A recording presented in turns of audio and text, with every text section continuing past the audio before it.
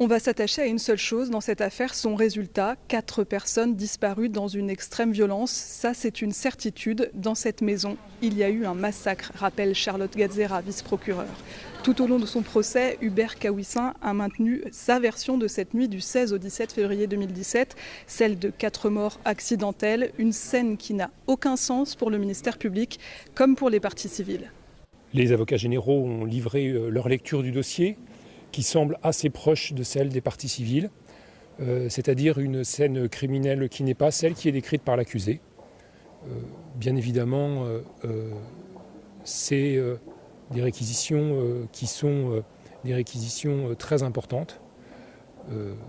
C'est la seule chose que j'ai à dire sur les peines requises. Il n'appartient pas aux parties civiles de se prononcer sur l'enjeu des peines.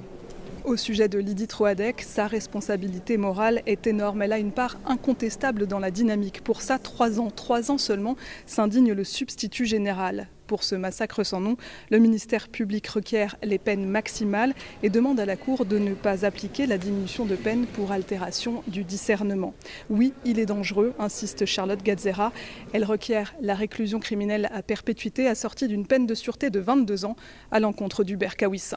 Ce n'est pas une surprise que la peine de réclusion à perpétuité soit requise.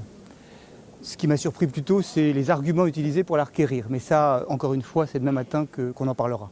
Demain matin, ce sera au tour des avocats de la défense de plaider, puis les 2 accusés auront une dernière fois la parole avant que la Cour ne se retire pour délibérer.